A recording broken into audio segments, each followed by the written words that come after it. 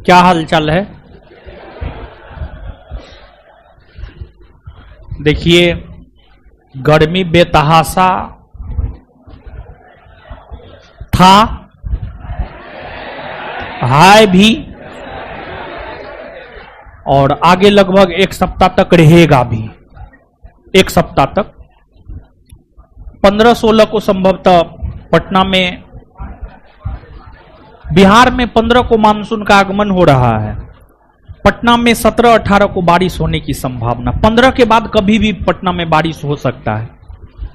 और बारिश होने के बाद जो है आपको टेम्परेचर तो घटेगा ही, गर्मी रहेगा, लेकिन थोड़ा उमस टाइप का गर्मी रहेगा। गर्मी से तो निजात आप पाएंगे सितंबर अक्टूबर में, समझे। लेकिन गर्मी की वजह से जो है शिक्षा विभाग से एक नोटिस आया था, हम पढ़ के तो आपके बैच में सुनावे किए थे। 8 तारीख तक बंद रहा इसी वजह से। और जो ऑनलाइन वाले लोग हैं उनको आज थोड़ा 2-3 दिन जो है वो क्या होता है जी, ऑनलाइन वालों के लिए होता है, वो कैसे करके टेस्ट होता है हमको उतना नहीं पता। हाँ, क्विज टाइप का होता है। तो जो टाइपिस्ट है वो गया हुआ है, कहाँ घूमने गया हुआ है, कहीं घूमने गया हुआ है, पशुपतिनाथ मंदिर नेपाल घूमने गया है। तो इसी वजह से जो है वो वाला नहीं हो पाएगा। 12 तारीख को वो आ रहा है, 13 से जो है वो क्विज वाला आपको अवेलेबल हो जाएगा। अब आज बहुत दिन के बाद न क्लास ले रहे हैं, तो इसी वजह से थोड़ा सा आवाज कम है। अब थोड़ा देर में जो है जोर से बोलने लगेंगे, समझे। गला बैठ गया है, 10 दिन का गैप था, ठीक है। गर्मी बेतहासा गर्मी था, वो गर्मी में कुछ करने लायक था, समझे। हाँ, और देखिए आपको जो है एक बात बोलना चाह रहे हैं, फिर आएंगे क्वेश्चन पे। आज से बिहार एसआई 1275 वालों का फिजिकल स्टार्ट हुआ है। फिजिकल में ठीक ठाक ही लड़का पास कर रहा है। लगभग 1 बजे तक का जो आंकड़ा है वो ये था कि 50 से 60% लड़का जो है फिजिकल में पास कर रहा है। 4 ग्रुप में बांटा है, group A B C D. A B तो पास कर रहा है। सी और डी में लड़का जो है, सी और डी वालों को थोड़ा दोपहर में दौड़ाया जा रहा है, तो वे लोग फिजिकल डिस्क्वालीफाई हो रहे हैं। और देखिए हॉस्टल में आज 4 लड़का का फिजिकल था, कल 2 या 3 का है, परसों 9 लड़का का है, ठीक है। फिर उसके आगे दिन 6 लड़का का है, ऐसे करके आज 4 लड़का का था, जिसमें 3 लड़का मेहताब आलम, मुकेश और एक कुछ नाम है, फिजिकल निकाल लिया था ये सब। तो एक लड़का जिसका फिजिकल नहीं निकला है उसके विषय में हम आपको बता रहे हैं। एक का नाम मुकेश है, एक मेहताब आलम है और एक सुभाष है। हाँ, एक सुभाष है। तो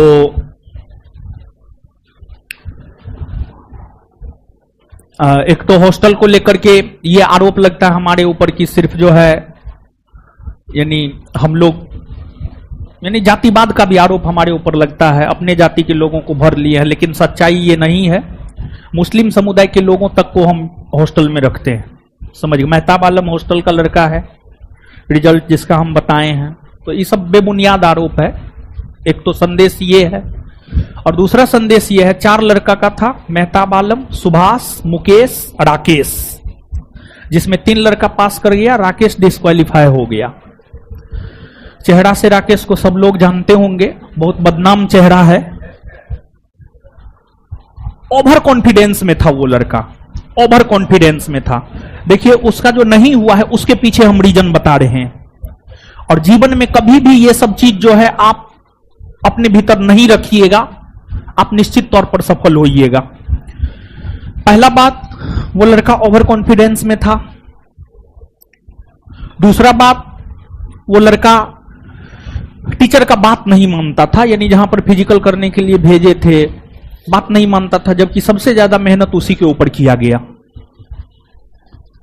तीसरी बात, उनके दिमाग में यह भी बात चल रहा था कि जो 64 एक्साइज वाला ना है, जिसका एग्जाम मेंस का 23 जून को होना है, उस प्रीलिम्स में उस लड़का का रिजल्ट हुएल था। तो उसके दिमाग में यह भी था कि यहां नहीं होगा, एगो रिजल्ट तो यहां है ही, समझे। तो ये सब बात उसके दिमाग में था। तो ये 3 मुख्य रीजन है, ऐसे रीजन तो बहुत सारे हैं, लेकिन ये 3 मुख्य रीजन है जिस वजह से वो आज डिस्क्वालीफाई हुआ है। ऐसे 6.5 मिनट के भीतर उसका फिजिकल था, 6:14-15 में दौड़ता था ग्राउंड में, लेकिन आज 6:42 लगाया है। तो कभी भी ओवर कॉन्फिडेंस नहीं होना चाहिए। और जो भी काम करते हैं, फिजिकल टीचर के साथ काम कर रहे हैं, उसके हर बात को आपको मानना चाहिए। इसके बाद तीसरी बात जो है, लक्ष्य एक होना चाहिए। जैसे लक्ष्य को लेकर भटकाव की स्थिति होती है तो फिर आप अपने गोल को अचीव नहीं कर पाएंगे। हमारे राकेश लाल 3 सीख देते हैं, 3 महत्वपूर्ण सीख देते हैं, समझ गए। तो ये सब चीज मत रखिए। और एक बात और, एक लक्ष्य बनाइए, बार बार कहते हैं। और अगर जिस वे में बिहार एसआई का वैकेंसी आता है, अगस्त सितंबर में नोटिफिकेशन, दिसंबर में पीटी, फरवरी में मेंस, मार्च अप्रैल में फिजिकल। तो जो लोग पहले से फिजिकल किए हुए हैं ठीक है, लेकिन जो लोग कभी फिजिकल नहीं किए हैं, अभी से थोड़ा बहुत फिजिकल आप लोग कीजिए। अगर आपका लक्ष्य सिर्फ एक है, बिहार एसआई है, तो आपको अभी से थोड़ा बहुत फिजिकल निश्चित तौर पर करना चाहिए। ये संदेश हम आपको देना चाह रहे हैं। तो अब आ जाइए, अब देखते हैं। अभी फिजिकल हो रहा है, अभी फाइनल रिजल्ट कहां आया है। फाइनल रिजल्ट आएगा आपको 20 तारीख जुलाई, 15 जुलाई तक फाइनल रिजल्ट आ जाएगा। 15 जुलाई तक फाइनल रिजल्ट आ जाएगा, जुलाई में फाइनल रिजल्ट आ जाएगा, अगस्त में नया नोटिफिकेशन आने की संभावना है। ऐसा नहीं कि आ ही जाएगा, आने की संभावना है जहां तक हमको जानकारी है। हो सकता है हम गलत भी हो जाए, समझ गए। आइए अब क्वेश्चन पे। पहला प्रश्न, आइए अब क्वेश्चन पे। अब हटा दीजिए इसको।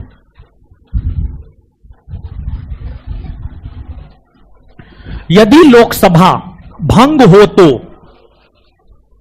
हो तो संविधान के अनुच्छेद 352 के अंतर्गत घोषित आपात का अनुमोदन कौन करेगा? कौन करेगा?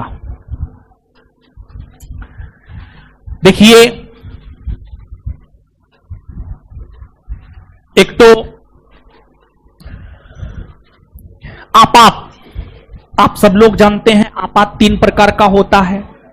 राष्ट्रीय आपात, राष्ट्रपति शासन और वित्तीय आपात। राष्ट्रीय आपात अनुच्छेद 352 के तहत 3 आधार पर लागू होता है। युद्ध, बाह्य आक्रमण और सशस्त्र विद्रोह। ये 3 आधार पर आपात लागू होता है। ये 3 आधार पर आपात लागू होता है। और आपात की घोषणा मंत्रिमंडल के लिखित सिफारिश पर अनुच्छेद 352 के तहत करते हैं भारत के राष्ट्रपति। भारत के राष्ट्रपति द्वारा घोषित राष्ट्रीय आपात 1 माह तक लागू रहता है।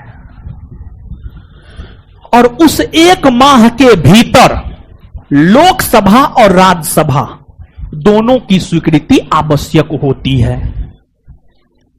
राष्ट्रपति भले आपात की घोषणा कर दिया, लेकिन राष्ट्रपति द्वारा घोषित आपात 1 माह तक लागू रहता है और 1 माह के भीतर लोकसभा और राज्यसभा दोनों सदनों की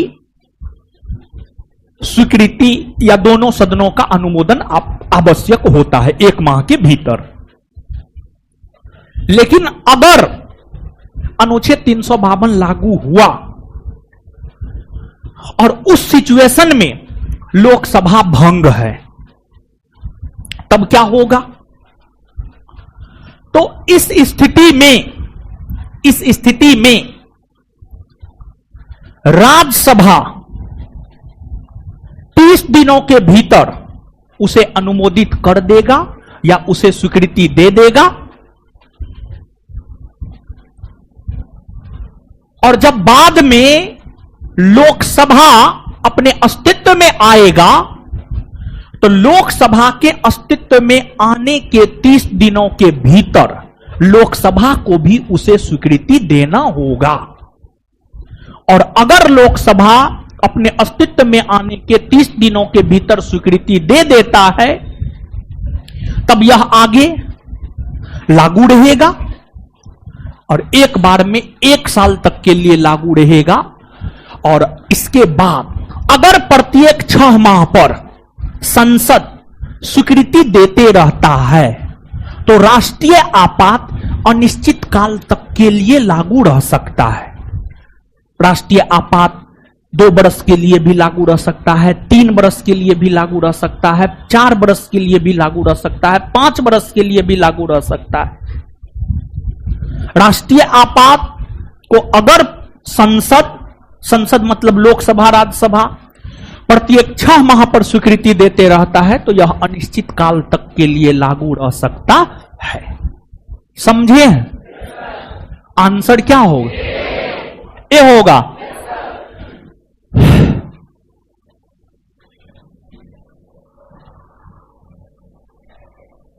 आगे आइए।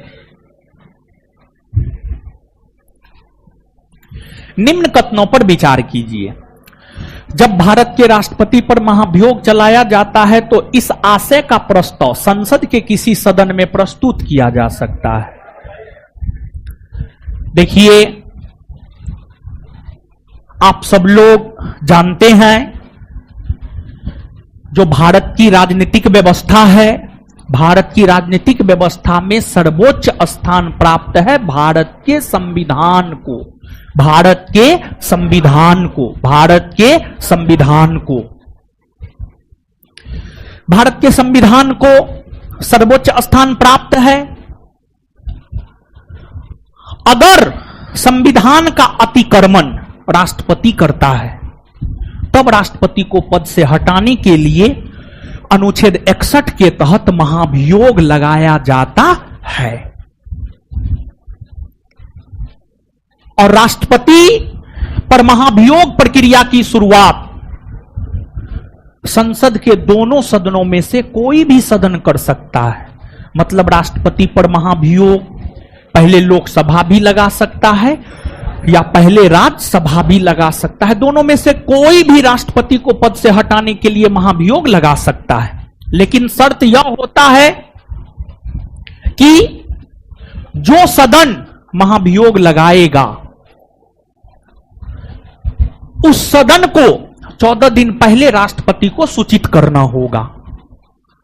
और दूसरा शर्त यह होता है कि जो सदन लगाएगा उस सदन के 1/4 सदस्यों का लिखित समर्थन होना चाहिए कि फल्ला सदन का फल्ला 1/4 सदस्य अमुख राष्ट्रपति पर महाभियोग लगाने जा रहा है। यह 2 शर्त होता है। और ये दो शर्त के तहत ये जो 2 शर्त होते हैं, इन्हीं दोनों शर्तों के तहत जो है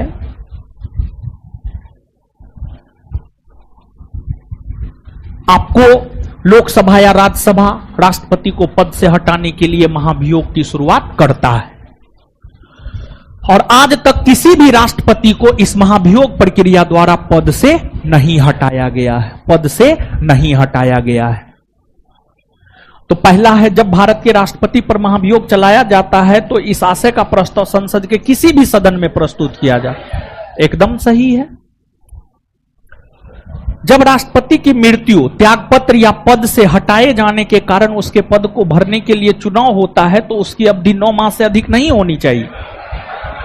देखिए, यह कह रहा है कि अगर राष्ट्रपति का पद मृत्यु, त्यागपत्र या अन्य विधि से होता है, राष्ट्रपति का पद रिक्त होता है इन विधियों से, तो कितने माह के भीतर नए राष्ट्रपति का चुनाव हो जाना चाहिए? तो आप भारतीय संविधान के अनुच्छेद 62 को पढ़िए।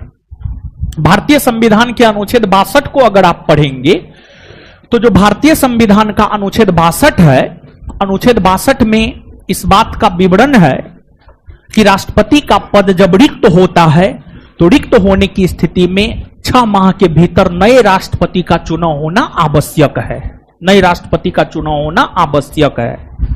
और राष्ट्रपति का पद एक तो पद पर रहते हुए मृत्यु हो जाता है तब रिक्त होता है, दूसरा त्यागपत्र के माध्यम से रिक्त होता है, तीसरा महाभियोग प्रक्रिया द्वारा पद से हटाया जाता है। इन तमाम आधार पर राष्ट्रपति का पद रिक्त होता है तो 6 माह के भीतर नए राष्ट्रपति का चुनाव होना आवश्यक होता है। तो यहां पर 9 माह है, गलत हो जाएगा। क्या होगा? 6 माह, 6 मंथ अकॉर्डिंग टू आर्टिकल 62 अनुच्छेद 62 के अनुसार। तो गलत है ये। कौन सा कथन सत्य है? केवल एक।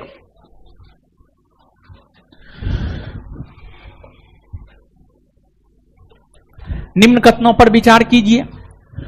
भारत का उपराष्ट्रपति राज्यसभा सदस्यों के बहुमत से पारित ऐसे प्रस्ताव से हटाया जा सकता है जिसे लोकसभा की सहमति प्राप्त हो। देखिए, उपराष्ट्रपति राज्यसभा का सभापति होता है। उपराष्ट्रपति राज्यसभा का सभापति होता है। यही वजह है कि उपराष्ट्रपति को पद से हटाने की प्रक्रिया की शुरुआत राज्यसभा ही करता है। उपराष्ट्रपति को पद से हटाने की प्रक्रिया की शुरुआत राज्यसभा ही करता है। उपराष्ट्रपति को अगर पद से हटाना हो तो वह प्रस्ताव राज्यसभा में लाया जाएगा, जबकि राष्ट्रपति को अगर पद से हटाना हो तो प्रस्ताव लोकसभा या राज्यसभा दोनों में से किसी भी सदन में लाया जा सकता है। लेकिन अगर उपराष्ट्रपति को हटाना हो तो उपराष्ट्रपति को पद से हटाने का प्रस्ताव सबसे पहले आएगा कौन सदन में? राज्यसभा में। इसलिए आएगा क्योंकि उपराष्ट्रपति राज्यसभा का पदेन सभापति होता है और राज्यसभा को उस प्रस्ताव को साधारण बहुमत से पारित करना होगा। राज्यसभा को उस प्रस्ताव को साधारण बहुमत से पारित करना होगा और जब राज्यसभा साधारण बहुमत से पारित कर देगा प्रस्ताव को तो राज्यसभा के द्वारा प्रस्ताव पारित होने के बाद यह प्रस्ताव लोकसभा में जाएगा। लोकसभा को सिर्फ अपना सहमति देना है और जैसे लोकसभा सहमति दे देगा वैसे उपराष्ट्रपति को अपने पद से हटना होगा। आज तक किसी भी उपराष्ट्रपति को डॉक्टर सर्वपल्ली राधाकृष्णन से लेकर के जगदीप धनखड़ तक किसी भी उपराष्ट्रपति को इस प्रक्रिया द्वारा पद से नहीं हटाया गया, किसी को भी नहीं हटाया गया है। तो यह बात सही है। भारत के उपराष्ट्रपति का कार्यकाल समाप्त होने से पूर्व उसका उत्तराधिकारी चुनना आवश्यक है, एकदम। देखिए, जब तक नया उपराष्ट्रपति का चुनाव नहीं हो जाता है तब तक वर्तमान के उपराष्ट्रपति ही पद पर बने रहते हैं। और एक बात जानिए, जैसे राष्ट्रपति का अगर पद खाली होता है तो राष्ट्रपति का अगर पद खाली होता है तो उपराष्ट्रपति राष्ट्रपति के तौर पर काम करता है, लेकिन उपराष्ट्रपति का पद रिक्त होता है तो कोई उपराष्ट्रपति के तौर पर काम नहीं करता है। कोई व्यक्ति उपराष्ट्रपति के तौर पर काम नहीं करता है। और उपराष्ट्रपति का पद त्यागपत्र के आधार पर रिक्त हो सकता है, मृत्यु के आधार पर रिक्त हो सकता है, पद से हटाए जाने के आधार पर रिक्त हो सकता है, कार्यकाल समाप्ति के आधार पर रिक्त हो सकता है। किसी भी आधार पर उपराष्ट्रपति का पद रिक्त हो, जब तक नए उपराष्ट्रपति चुनकर नहीं जैसे आपको मान लिया जाए कि जगदीप धनखड़ है, इनका कार्यकाल है 2022 से 2027। 2027 में जगदीप धनखड़ का कार्यकाल समाप्त हुआ, लेकिन 2027 में नए उपराष्ट्रपति का चुनाव नहीं हो पाया, तो जगदीप धनखड़ ही आगे भी बने रहेंगे। और जगदीप धनखड़ तब तक बने रहेंगे जब तक कि नया उपराष्ट्रपति चुनकर नहीं आ जाएगा। अगर मान लिया जाए नया उपराष्ट्रपति 2028 में चुनकर आता है तो जगदीप धनखड़ 2028 तक रहेंगे। कब तक रहेंगे? 2028 तक। तो ई भी लाइन क्या है आपको सही। भारत का उपराष्ट्रपति तब तक अपने पद पर बना रहता है जब तक कि उसका उत्तराधिकारी कार्यभार ग्रहण नहीं कर लेता है। हां सही है। कौन सा कथन सत्य? 1, 2 और 3। यदि हमारे संविधान के अंतर्गत देश के किसी प्रमुख की अमेरिका के राष्ट्रपति से तुलना की जाए तो प्रधानमंत्री है, न कि संघ का राष्ट्रपति। यह कथन किसका है? यह स्टेटमेंट डॉक्टर भीमराव अंबेडकर के द्वारा दिया गया था। डॉक्टर BR अंबेडकर, भीमराव अंबेडकर ने यह स्टेटमेंट दिया था कि हमारे संविधान के अंतर्गत देश के किसी प्रमुख की अमेरिका के राष्ट्रपति से तुलना की जाए तो वह प्रधानमंत्री है, न कि संघ का राष्ट्रपति।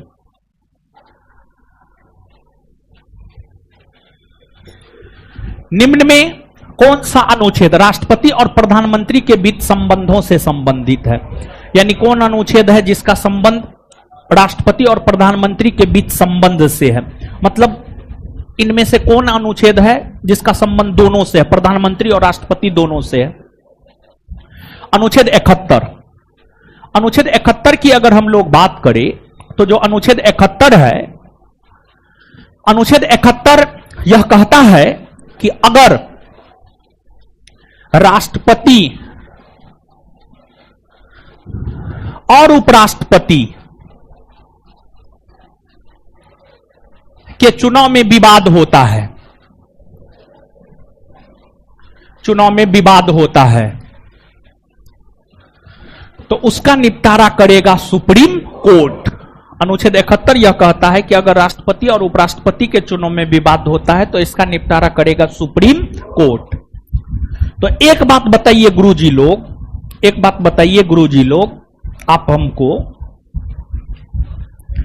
कि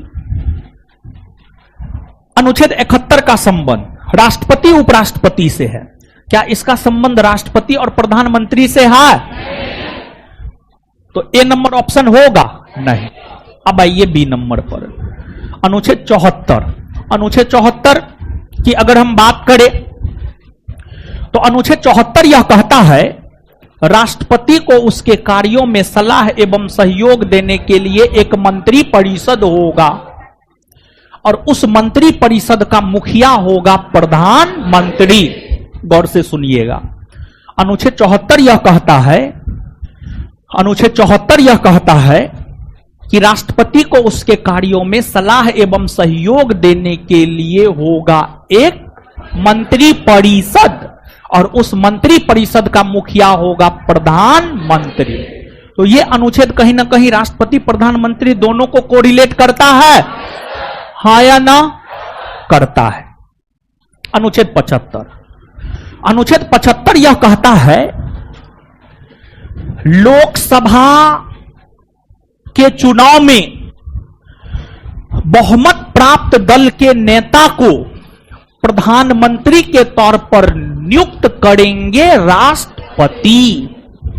इसी अनुच्छेद के वजह से तो कल शाम के 7:15 बजे के आसपास हमारे देश की महामहिम राष्ट्रपति श्रीमती द्रौपदी मुर्मू ने मोदी जी को प्रधानमंत्री के तौर पर शपथ दिलाने का काम किया। तो यह भी अनुच्छेद कहीं ना कहीं प्रधानमंत्री और राष्ट्रपति के बीच एक संबंध को दर्शाने का काम करता है। इसके बाद अनुच्छेद 78। अनुच्छेद 78 में है प्रधानमंत्री के कर्तव्य। अनुच्छेद 78 क्या कहता है सुनिएगा। अनुच्छेद 78 यह कहता है प्रधानमंत्री के नेतृत्व वाला मंत्री परिषद ने जो निर्णय लिया है उस निर्णय से राष्ट्रपति को अवगत करवाना प्रधानमंत्री का कर्तव्य है। प्रधानमंत्री की नेतृत्व वाली मंत्री परिषद ने जो निर्णय लिया है उस निर्णय से राष्ट्रपति को अवगत करवाना प्रधानमंत्री का काम है। तो यह भी अनुच्छेद कहीं ना कहीं प्रधानमंत्री राष्ट्रपति दोनों को कोरिलेट करता है। तो मतलब इसका उत्तर बी होगा, होगा ना बी। अब अनुच्छेद BCD तो नहीं है, होगा इसमें 73।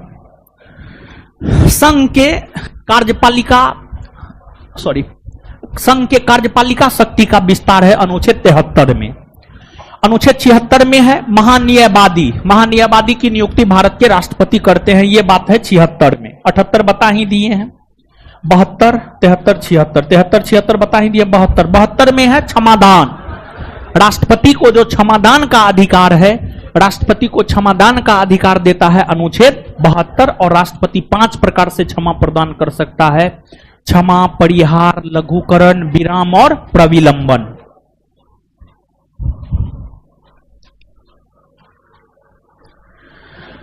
निम्नलिखित कैबिनेट समितियों में से किसे एक सुपर कैबिनेट के रूप में जाना जाता है? सुपर कैबिनेट के रूप में जाना जाता है राजनीतिक मामलों की समिति। राजनीतिक मामलों की समिति को सुपर कैबिनेट के रूप में जाना जाता है। सूची 1 को सूची 2 से सुमेलित कीजिए तथा नीचे दिए गए कूटों की सहायता से सही उत्तर का चयन कीजिए। विषय और सूची: आर्थिक वित्तीय विवरण या बजट। इसकी चर्चा है भारतीय संविधान के अनुच्छेद 112 में। देखिए, केंद्र सरकार का एक वर्ष के आय और व्यय के जो लेखा जोखा होते हैं वही आपको कहलाता है बजट। बजट संवैधानिक शब्द नहीं है, बल्कि संवैधानिक शब्द है आर्थिक वित्तीय विवरण। आर्थिक वित्तीय विवरण। और बजट कौन भाषा का शब्द है? वो फ्रेंच ना, बुजेट से बना है, जिसका अर्थ होता है चमड़े का थैला, जिसका अर्थ होता है चमड़े का थैला। अनुपूरक, अतिरिक्त या अधिक अनुदान। देखिए, समझिएगा, बजट जब आता है न हो, तो बजट के जरिए सरकार एक वर्ष में कितना खर्च करेगा, बजट के जरिए सरकार एक वर्ष में कितना खर्च करेगा, वो राशि आवंटित करवा लेता है भारत की संसद से। मतलब 1 फरवरी 2024 को 2024-25 के लिए बजट आया, तो उस बजट में 1 अप्रैल 2024 से 31 मार्च 2025 तक जो खर्च होगा वो राशि आवंटित की जाती है। अब मान लिया जाए कि 1 साल के लिए राशि आवंटित हुई, मान लिया जाए कि वह राशि दिसंबर 2024 में ही खत्म हो गया, अभी 3 माह और चलाना है, तो 3 माह और अगर चलाना है तो उसके लिए बजट से इतर अतिरिक्त बजट लाया जाता है। अतिरिक्त बजट लाया जाता है जिसे अनुपूरक, अतिरिक्त या अधिक अनुदान वाला बजट कहते हैं, जिसकी चर्चा है भारतीय संविधान के अनुच्छेद 115 में। जैसे एग्जाम्पल के तौर पर समझिएगा, मान लिया जाए कि आपके गार्जियन आपको मंथली देते हैं 10,000 रुपया, मान लिया जाए, ठीक है, जो भी देते हैं, मतलब उससे नहीं है। मान लिया जाए किसी को 10,000 मिलता होगा, किसी को 5,000, किसी को 6,000, किसी को 7,000। गार्जियन अपने कैपेसिटी के अनुसार जो है आपको भेजते हैं। तो मान लिया जाए कि आपके गार्जियन आपको 10,000 रुपया भेजे पूरे मंथ खर्चा करने के लिए। आप क्या किए, उस 10,000 को 20 दिन चलाना था, यानी 1 माह चलाना था, लेकिन उसको जो है आप 20 दिन में ही खत्म कर दिए। 10 दिन बचा हुआ है, पेट तो हवा पर चलेगा नहीं, और आप बाहर में हैं, तो आपको अतिरिक्त रुपया घर से मंगाना पड़ेगा। चाहे कुछ भी गलत ही बोल करके, झूठ ही बोल करके, कि जीएस तो पकड़ लिए था, अब अंग्रेजी का ट्यूशन पकड़ना है, बुक खरीदना है, भारतीय भवन खरीद लिए था, अब एनसीईआरटी खरीदना है, समझे? तो कुछ ना कुछ बहाना बना करके 10 दिन जीवन यापन करने के लिए आप अतिरिक्त राशि घर से मंगाइएगा। तो वही जो अतिरिक्त राशि है वही आपके संदर्भ में हो जाएगा अनुपूरक बजट या अतिरिक्त बजट या अधिक अनुदान वाला बजट। समझे? विनियोग विधेयक देखिए, धन विधेयक को पारित करने के लिए जो विधेयक लाया जाता है उसी को विनियोग विधेयक कहते हैं। और विनियोग विधेयक भी एक प्रकार का धन विधेयक ही होता है और इसकी चर्चा है अनुच्छेद 114 में। और जो पावर धन विधेयक में होता है वही पावर विनियोग विधेयक में भी होता है। जैसे धन विधेयक को अगर लोकसभा साधारण बहुमत से पारित नहीं कर पाता है तो सरकार गिर जाती है, वैसे ही अगर विनियोग विधेयक को भी लोकसभा अगर साधारण बहुमत से पारित नहीं कर पाता है तो सरकार गिर जाती है। इसकी चर्चा अनुच्छेद 114 में है। धन विधेयक की परिभाषा देखिए, धन विधेयक की परिभाषा, धन विधेयक की परिभाषा अनुच्छेद 110 में मिलता है। और कोई विधेयक धन विधेयक है या नहीं, कोई विधेयक धन विधेयक है या नहीं, इसको लेकर डिसीजन देते हैं लोकसभा के अध्यक्ष, लोकसभा के अध्यक्ष।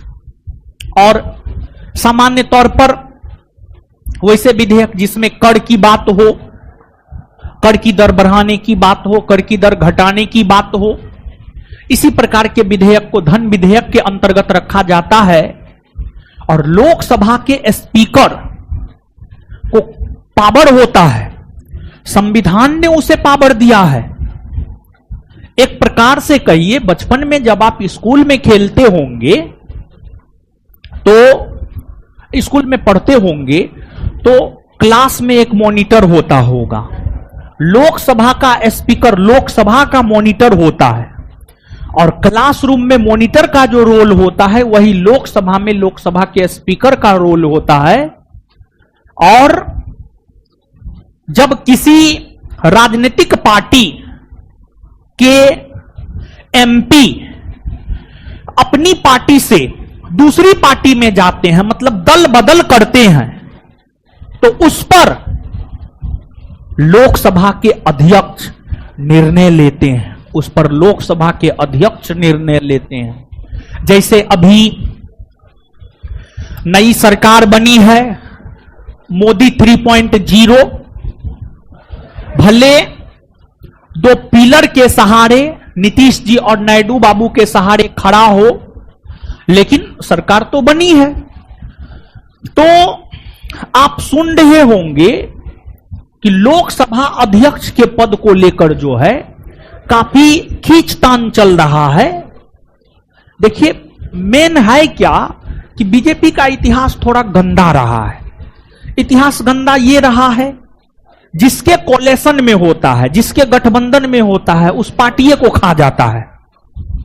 तो नीतीश जी और नायडू जी दोनों को डर सता रहा है कि अगर लोकसभा का स्पीकर बीजेपी का रहा तो इन दोनों के पार्टी का हश्र क्या होगा, ये इन लोगों को भी पता नहीं है। और अगर मान लिया जाए कि नीतीश जी के 12 एमपी हैं और कुल एमपी का 2/3, 12 का 2/3 निकालिएगा 8। अगर 12 एमपी में से नीतीश जी के 12 एमपी में से 8 एमपी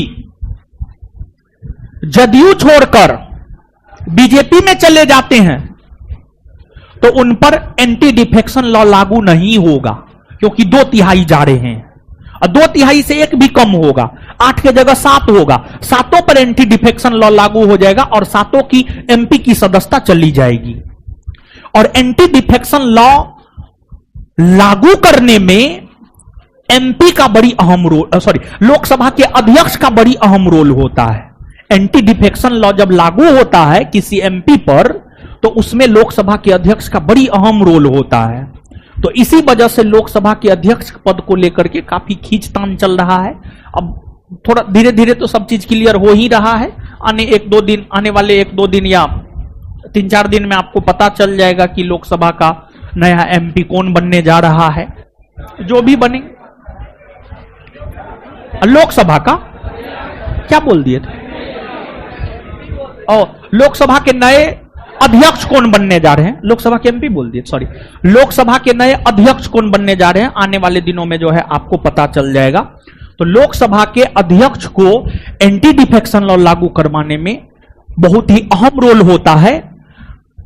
उस एंटी डिफेक्शन लॉ के तहत लोकसभा में अंतिम निर्णय लोकसभा के अध्यक्ष ही देते हैं, लेकिन लोकसभा के अध्यक्ष के निर्णय के खिलाफ आप न्यायालय जा सकते हैं, लेकिन न्यायालय में तो काफी लंबा टाइम लगता है, तब तक बहुत कुछ हो जाता है, समझे। तो लोकसभा के अध्यक्ष का बड़ी अहम रोल होता है, समझे। तो बताइए क्या होगा? सी।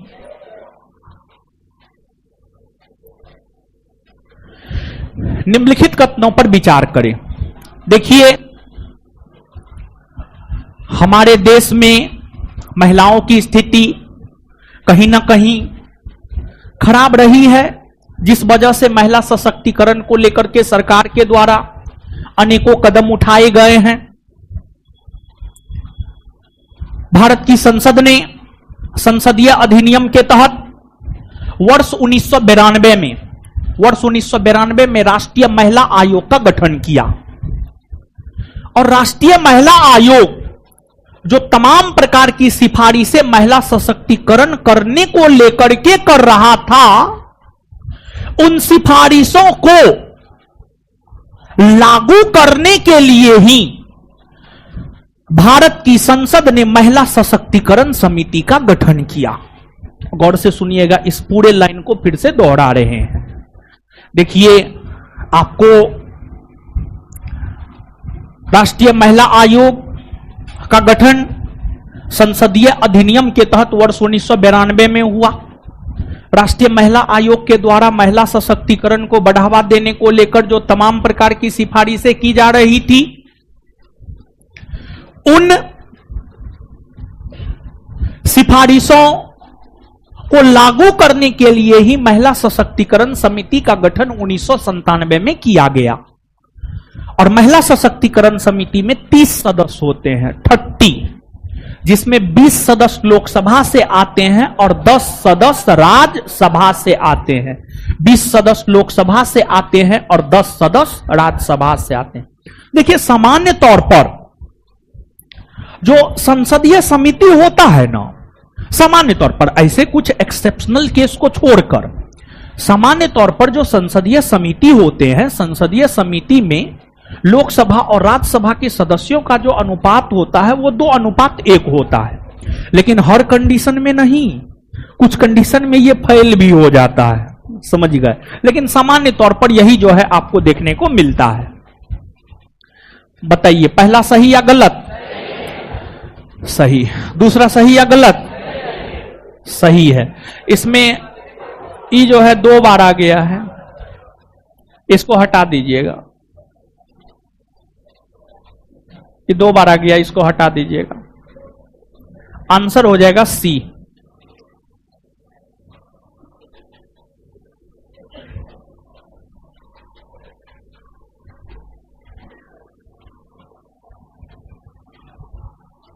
चलिए आगे आइएगा।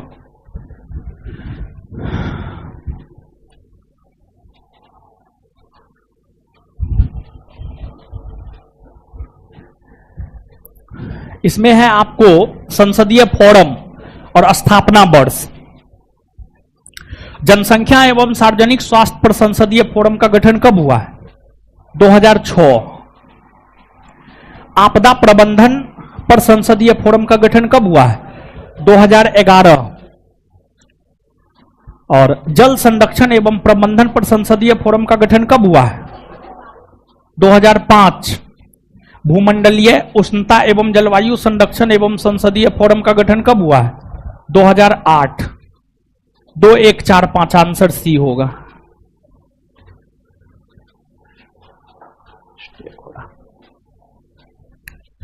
भारत के सर्वोच्च न्यायालय के क्षेत्राधिकार में वृद्धि कौन कर सकता है? आप भारतीय संविधान के अनुच्छेद 124 को पढ़िए। भारतीय संविधान के अनुच्छेद 124 को अगर आप पढ़ेंगे तो जो भारतीय संविधान का अनुच्छेद 124 है, इसी में इस बात का विवरण है कि भारत के सर्वोच्च न्यायालय के क्षेत्राधिकार में वृद्धि कौन कर सकता है। भारत के सर्वोच्च न्यायालय के क्षेत्राधिकार में वृद्धि भारत की संसद करता है। और ध्यान रहे, भारत की संसद सर्वोच्च न्यायालय के क्षेत्राधिकार में वृद्धि कर सकता है, लेकिन कमी नहीं कर सकता है, कमी नहीं कर सकता है। और संसद ऐसा कानून बनाकर करते हैं, प्रस्ताव पारित करके नहीं, बल्कि कानून बनाकर संसद भारत के सर्वोच्च न्यायालय के क्षेत्राधिकार में वृद्धि कर सकता है।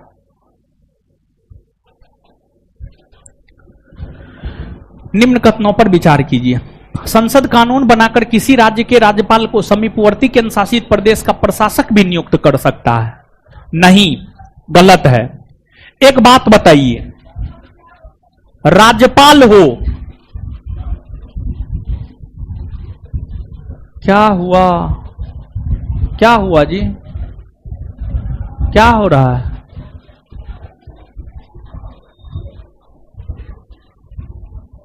चलिए आइए आगे। ये सब का 72 को नखरा रहता है, ये सब के चक्कर में मत पड़िए।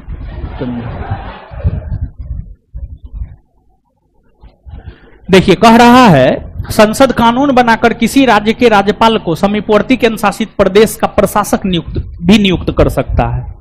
देखिए, एक बात बताइए, राज्यपाल हो या प्रशासक, उसकी नियुक्ति कानून बनाकर थोड़े की जाती है। नहीं, राज्यपाल हो या प्रशासक, उसकी नियुक्ति करते हैं भारत के राष्ट्रपति, भारत के राष्ट्रपति। तो संसद कानून बनाकर राज्य के राज्यपाल को समीपवर्ती केंद्र शासित प्रदेश का प्रशासक नियुक्त नहीं करता है, बल्कि राष्ट्रपति राज्य के राज्यपाल को समीपवर्ती केंद्र शासित प्रदेश का प्रशासक नियुक्त कर सकता है। जैसे मान लिया जाए कि हरियाणा राज्य है, हरियाणा राज्य के राज्यपाल को चंडीगढ़ केंद्र शासित प्रदेश का प्रशासक नियुक्त करना है, तो यह काम भारत के राष्ट्रपति करते हैं, ना कि संसद कानून बनाकर करते हैं। यह काम भारत के राष्ट्रपति करते हैं, ना कि भारत की संसद कानून बनाकर करता है। तो संसद कानून बनाकर नहीं करता है, बल्कि भारत के राष्ट्रपति करते हैं। यदि किसी राज्य के राज्यपाल को समीपवर्ती केंद्र शासित प्रदेश का प्रशासक नियुक्त किया जाता है, तो वह उस प्रदेश की मंत्री परिषद की सहायता से स्वतंत्र रूप से प्रशासक के रूप में कार्य कर सकता है। एकदम हाँ, कर सकता है, एकदम कर सकता है। कौन सा कथन सही है? केवल 2।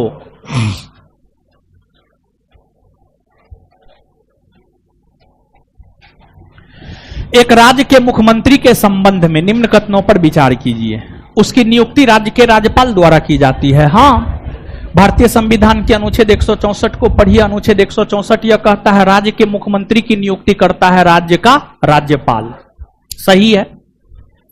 वह यानी मुख्यमंत्री एवं उसकी मंत्री परिषद सामूहिक रूप से राज्यपाल के प्रति उत्तरदायी होता है। नहीं, मुख्यमंत्री और उनका मंत्री परिषद व्यक्तिगत तौर पर तो राज्यपाल के प्रति उत्तरदायी होता है, लेकिन सामूहिक तौर पर जो है ये विधानसभा के प्रति उत्तरदायी होता है। तो सामूहिक तौर पर यह राज्यपाल नहीं, बल्कि विधानसभा के प्रति उत्तरदायी होता है, विधानसभा के प्रति उत्तरदायी होता है। गलत है ये।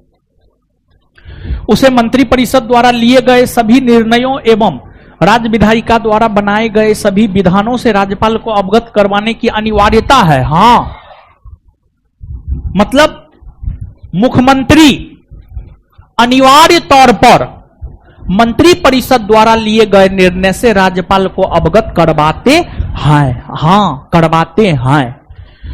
भारतीय संविधान के अनुच्छेद 167 को पढ़िए। भारतीय संविधान के अनुच्छेद 167 को आप पढ़ेंगे तो अनुच्छेद 167 ही इस बात को स्पष्ट करता है कि राज्य मंत्री परिषद ने कोई निर्णय लिया हो या मंत्री परिषद के किसी एक खास मंत्री ने कोई निर्णय लिया हो, उस बात से राज्यपाल को अवगत करवाना मुख्यमंत्री का काम है।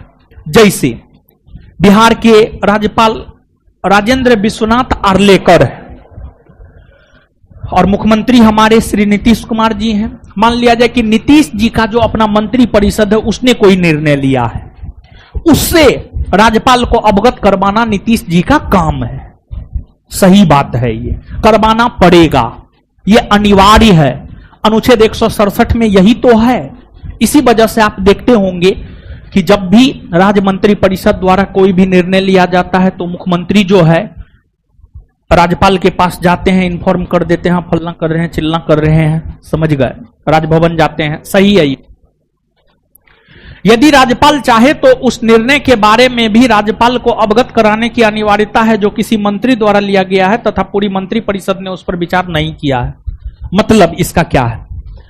नीतीश जी का अपना मंत्री परिषद है, नीतीश जी के मंत्री परिषद में विजय सिन्हा मंत्री हैं। मान लिया जाए कि विजय सिन्हा ने कोई निर्णय लिया तो उससे भी राज्यपाल अवगत हो सकता है। भले पूरा राज्य मंत्री परिषद विचार विमर्श नहीं किया है, इससे कोई दिक्कत नहीं है, उससे भी राज्यपाल अवगत हो सकते हैं। यह भी अनिवार्य ही है एक प्रकार से, यह भी सही है। 1, 3 और 4 आंसर हो जाएगा सी।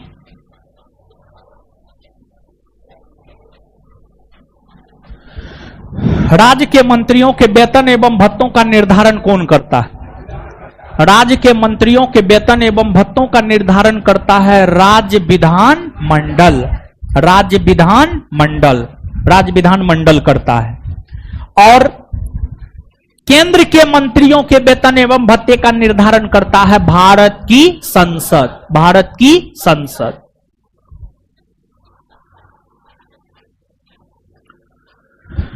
वह समय सीमा क्या है जिसके भीतर किसी वित्त विधेयक को राज्यपाल राज्य विधायिका को पुनर्विचार के लिए भेज सकते हैं?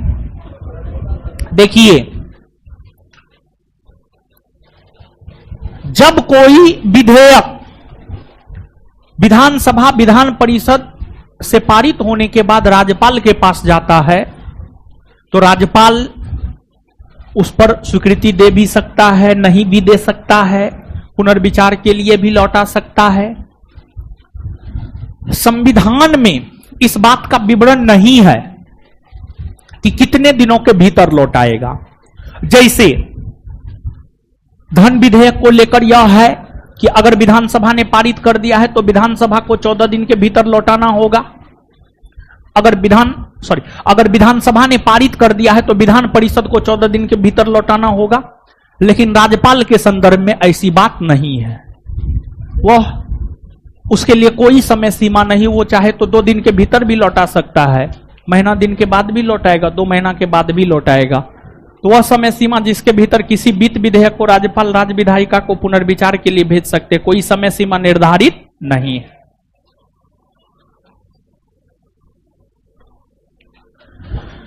संविधान के किस अनुच्छेद के अंतर्गत सर्वोच्च न्यायालय एवं उच्च न्यायालयों को मौलिक अधिकारों के संबंध में रीट जारी करने का अधिकार है? देखिए, रीट WRIT रीट याचिका या आदेश, सामान्य तौर पर रीट जारी करने का अधिकार सिर्फ सुप्रीम कोर्ट और हाई कोर्ट को है। और सामान्य तौर पर सुप्रीम कोर्ट और हाई कोर्ट जो है मौलिक अधिकार के उल्लंघन होने की स्थिति में रीट जारी करता है। सुप्रीम कोर्ट अनुच्छेद 32 के तहत और हाई कोर्ट अनुच्छेद 226 के तहत सुप्रीम कोर्ट भी 5 प्रकार का रीट जारी करता है और हाई कोर्ट भी 5 प्रकार का रीट जारी करता है। और सुप्रीम कोर्ट और हाई कोर्ट जो 5 प्रकार का रीट जारी करता है उसमें बंदी प्रत्यक्षीकरण यानी हेबियस कॉर्पस, परमादेश यानी मेंडामस, अधिकार परीक्षा लेख, इसके बाद प्रतिषेध लेख, इसके बाद उत्प्रेषण। और सुप्रीम कोर्ट पूरे देश के लिए रीट जारी कर सकता है और हाई कोर्ट सिर्फ संबंधित राज्य के लिए रीट जारी कर सकता है। सुप्रीम कोर्ट के रीट के खिलाफ अपील कहीं नहीं की जा सकती है, लेकिन हाई कोर्ट के रीट के खिलाफ अपील की जा सकती है और सुप्रीम कोर्ट में की जा सकती है। आंसर हो जाएगा सी। राज्य में जिला न्यायाधीश की नियुक्ति कौन करता है? राज्य में जिला न्यायाधीश की नियुक्ति करता है राज्यपाल। और इसके लिए जो है आपको भारतीय संविधान के अनुच्छेद 233 को पढ़ना होगा। आप भारतीय संविधान के अनुच्छेद 233 को पढ़िए। अनुच्छेद 233 यह कहता है कि राज्य में जिला न्यायाधीश की नियुक्ति करता है राज्यपाल। इसके बाद सुप्रीम कोर्ट और हाई कोर्ट सुप्रीम कोर्ट और हाई कोर्ट। सुप्रीम कोर्ट के भी न्यायाधीशों की नियुक्ति राष्ट्रपति करते हैं और हाई कोर्ट के भी न्यायाधीशों की नियुक्ति राष्ट्रपति करते हैं। सुप्रीम कोर्ट और हाई कोर्ट दोनों न्यायाधीशों की नियुक्ति राष्ट्रपति करते हैं, जबकि राज्य में जिला न्यायाधीश की नियुक्ति करते हैं राज्यपाल। सूची 1 को सूची 2 से सुमेलित कीजिए तथा नीचे दिए गए कूटों की सहायता से सही उत्तर का चयन कीजिए। स्थल और अवशेष, देखिए ये सभी पाषाणकालीन स्थल है। पाषाण काल में आपको एक नव पाषाण काल होता है। जैसे पाषाण काल को जब आप पढ़ेंगे तो 3 भागों में बांटकर पढ़ते हैं। पूरा पाषाण काल, मध्य पाषाण काल, नव पाषाण काल। नव पाषाण काल ये सभी नव पाषाणकालीन बस्ती हैं। ये सभी नव पाषाणकालीन बस्ती है। ये नव पाषाणकालीन बस्ती में मेहरगढ़ आपको बलूचिस्तान में है, जो कि वर्तमान में पाकिस्तान में पड़ता है। मेहरगढ़ है पाकिस्तान में।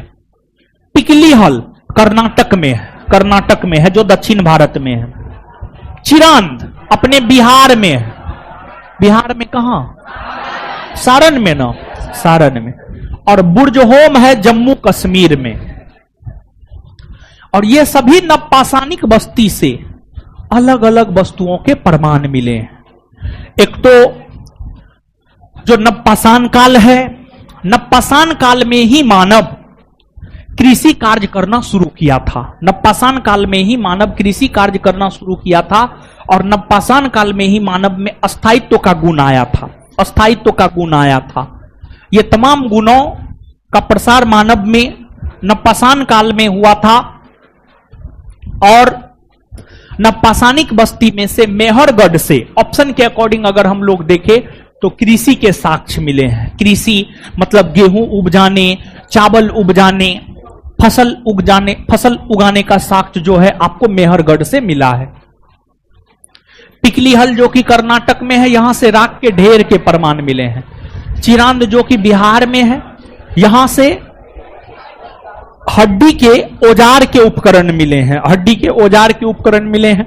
देखिए सामान्य तौर पर पाषाण काल में जो औजार होते थे, देखिए पाषाण काल में लोग एक प्रकार से कहिए नंगे रहते थे, शिकार करके कच्चा मांस खाते थे। तो शिकार करने के लिए औजार की आवश्यकता होती थी। तो पाषाण काल में मानव पत्थर का औजार बनाता था।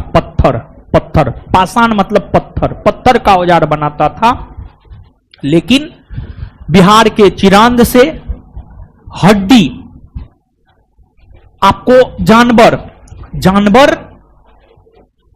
का सींग में जो हड्डी होता था उससे औजार बनाया जाता था, उससे भी औजार बनाया जाता था। तो हड्डी के औजार के उपकरण जो है बिहार के चिरांद से मिले हैं। बुर्जहोम, यहां से गर्ताबास के प्रमाण मिले हैं। गर्ताबास मतलब गड्ढा घर। गर्ताबास मतलब गड्ढा घर। देखिए आज ना हम लोग बड़े बड़े महल में रहते हैं, बड़े बड़े मकान में रहते हैं। आज ईंट हो गया, सीमेंट हो गया, बालू हो गया, छड़ हो गया, ये सब का खोज हो गया है। तो लोग बड़े बड़े मकान बनाकर उसमें रहते हैं। पहले तो ऐसा था नहीं। तो सुरक्षा के दृष्टिकोण से जो है मानव करता क्या था, गड्ढा खोद देता था, जमीन को खोद देता था और उस गड्ढा में गुफा टाइप का बना लेता था, उसमें रहता था। और गेट पर जो है आग प्रज्वलित कर देता था, अग्नि, आग। क्योंकि जानवर सब जो है ना, जंगली जानवर सब आग से डरता है, आग से डरता है। और पाषाणकालीन मानव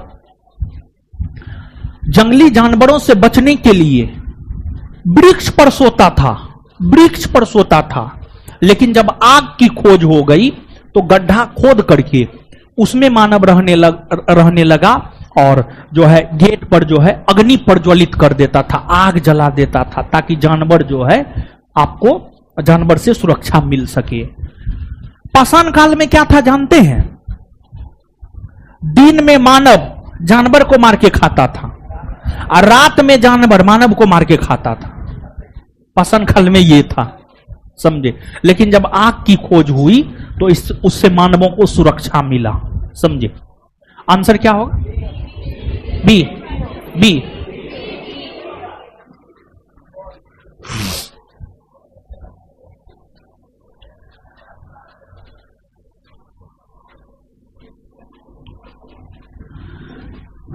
हड़प्पा संस्कृति समकालीन पश्चिमी एशिया की संस्कृति से भिन्न थी, क्योंकि देखिए भारत की जो सबसे प्राचीनतम सभ्यता है हड़प्पा सभ्यता है, जिसे हम लोग सिंधु घाटी सभ्यता भी कहते हैं।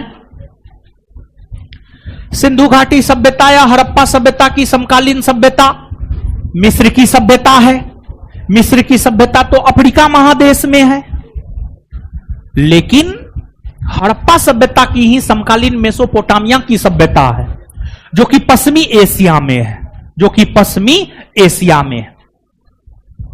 मेसोपोटामिया की सभ्यता इराक में दजला और फरात नदी के तट पर, जैसे हड़प्पा सभ्यता भारत में सिंधु नदी के तट पर है, वैसे ही मेसोपोटामिया की सभ्यता इराक में दजला और फरात नदी के तट पर है। इराक में दजला और फरात नदी के तट पर है, जो कि पश्चिमी एशिया में है। इराक पश्चिमी एशिया में है।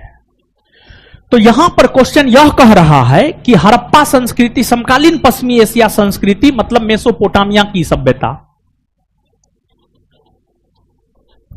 क्वेश्चन यह कह रहा है कि हड़प्पा संस्कृति अपनी समकालीन मेसोपोटामिया की संस्कृति से कैसे भिन्न है, मतलब कैसे अलग है। देखिए हड़प्पा संस्कृति अपने समकालीन सभी संस्कृतियों में सबसे उन्नत था, सबसे उन्नत था। सबसे उन्नत कैसे था, दो तीन एग्जाम्पल दे रहे हैं, आप समझिएगा। हड़प्पा की समकालीन मिस्र और मेसोपोटामिया दोनों था। मिस्र और मेसोपोटामिया दोनों था। मेसोपोटामिया हड़प्पा की समकालीन सभ्यता थी।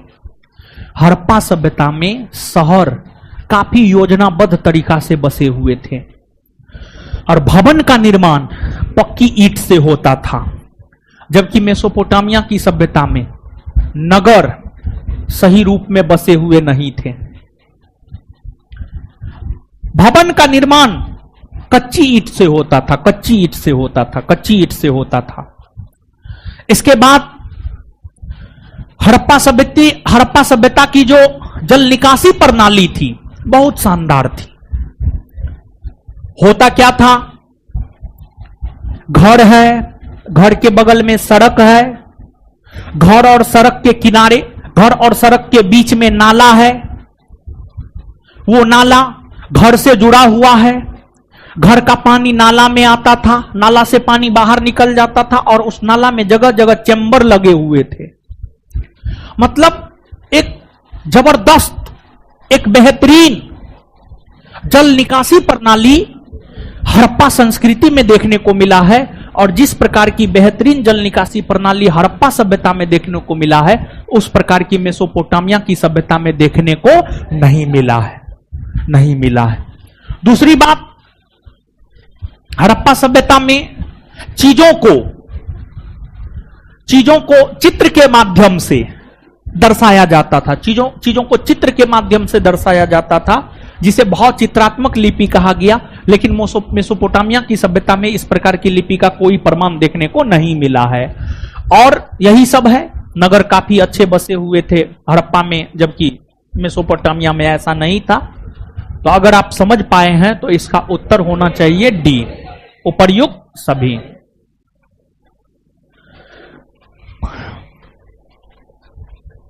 देखिए ये वैदिक कालीन देवता है, वैदिक कालीन देवता है, वैदिक कालीन देवता है। और अलग अलग देवता का संबंध अलग अलग विभाग से है। और ऋग्वैदिक काल में अगर आप देखेंगे तो ऋग्वैदिक काल में बहुदेववाद का प्रचलन देखने को मिलता है। और आप आज की जो देवियां और देवताओं को देखते हैं, उन सभी की उत्पत्ति वैदिक काल में ही हुई है। उन सभी की उत्पत्ति वैदिक काल में ही हुई है। चाहे इंद्र हो, चाहे आपको मां सरस्वती हो, मां काली हो, मां दुर्गा हो, इन सभी देवियों की उत्पत्ति वैदिक काल में हुई है और वैदिक काल के अंतर्गत उत्तर वैदिक काल में हुई है। तो वैदिक काल में बहुदेववाद का प्रचलन था। लोग एक से अधिक देवी देवता की पूजा किया करते थे। ऋग्वैदिक कालीन सबसे लोकप्रिय देवता इंद्र। इंद्र की चर्चा ऋग्वेद में 250 बार देखने को मिला है। फिर अग्नि है, फिर जो है वरुण है, फिर सोम है। तो इंद्र की अगर हम लोग बात करें तो इंद्र वर्षा का देवता माने जाते हैं, वरुण जल का देवता माने जाते हैं, मारुत आंधी का देवता माने जाते हैं, सोम वनस्पति का देवता माने जाते हैं। और ऋग्वेद के किस मंडल में सोम अर्थात वनस्पति के देवता का उल्लेख है, इस क्वेश्चन को जाकर के देखिएगा। अनेकों बार अनेकों परीक्षा इस प्रश्न को पूछा है। तो ऋग्वेद के कौन मंडल में सोम देवता का उल्लेख? नमा मंडल में ना, नमा मंडल में है। तो 4 1 2 3 आंसर हो जाएगा बी।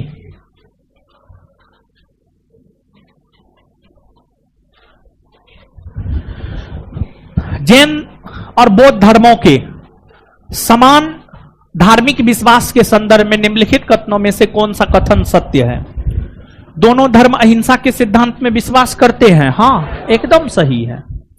बौद्ध धर्म में भी अहिंसा की बात की गई है, जैन धर्म में भी अहिंसा की बात की गई है।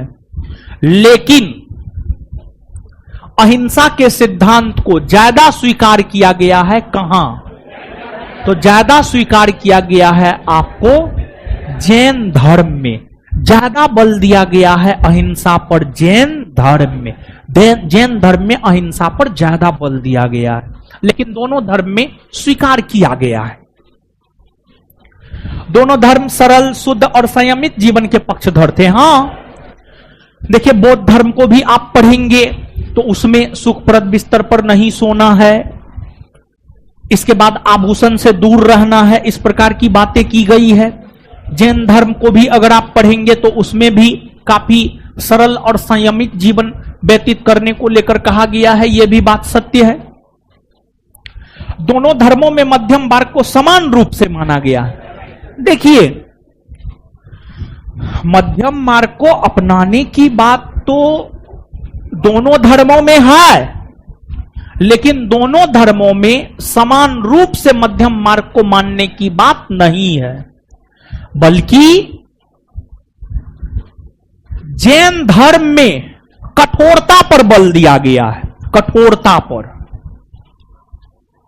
जबकि बौद्ध धर्म में मध्यम मार्ग पर जोर दिया गया है। बौद्ध धर्म में ज्यादा मध्यम मार्ग पे जोर दिया है, जबकि जैन धर्म में कठोरता पर बल दिया गया है, कठोरता पर। तो दोनों धर्मों में मध्यम मार्ग को समान शक्ति नहीं है, बल्कि बौद्ध धर्म में मध्यम मार्ग को ज्यादा तरजीह दिया गया है जैन धर्म के तुलना में। तो ये क्या है? गलत। 1 और 2 आंसर क्या हो जाएगा? सी।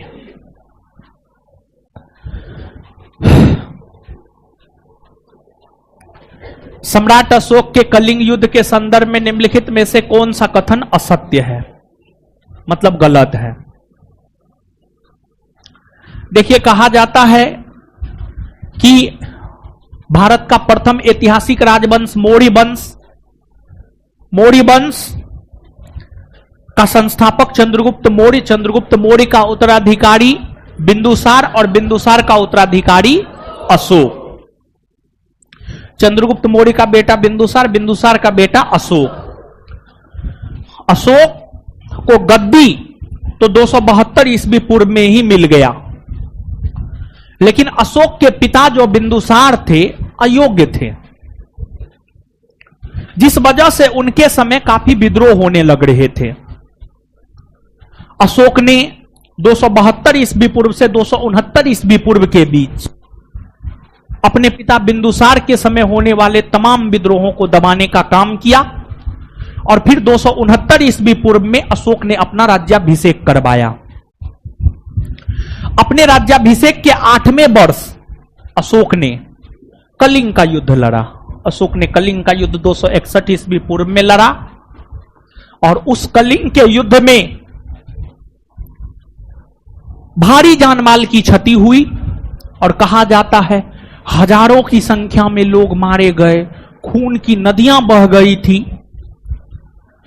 कलिंग को जीतने के पीछे अशोक के कई मकसद थे।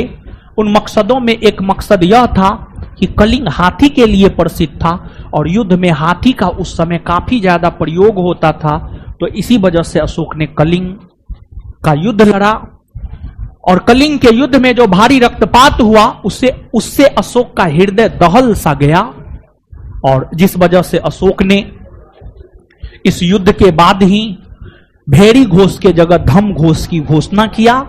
यानी अशोक ने यह घोषणा किया कि अब हम भौतिक रूप से क्षेत्रों को नहीं जीतेंगे, बल्कि धर्म के माध्यम से क्षेत्रों को जीतेंगे, धर्म के माध्यम से क्षेत्रों को जीतेंगे। इसके बाद अशोक कोई युद्ध नहीं लड़े और अशोक जो शांतिवादी नीति अपनाया, यह मौर्य वंश के पतन के कारणों में से एक प्रमुख कारण है। और जो अशोक के द्वारा लड़े गए कलिंग युद्ध है, अशोक के द्वारा लड़े गए जो कलिंग युद्ध है, कलिंग युद्ध का विवरण अशोक के 13वें शिलालेख में देखने को मिलता है। 13वें, कौन से शिलालेख में? 13वें। तो अशोक ने राजा बनने के बाद केवल कलिंग का युद्ध लड़ा था। हाँ, सही है बात। इस युद्ध के संदर्भ में ही अशोक के अभिलेख में सहस्त्र शब्द का प्रयोग किया गया था। हाँ, कलिंग युद्ध राज्याभिषेक के 8 वर्ष के बाद किया गया था। हाँ, 11वें शिलालेख में नहीं, 13वां में है। किसमें है? 13वां।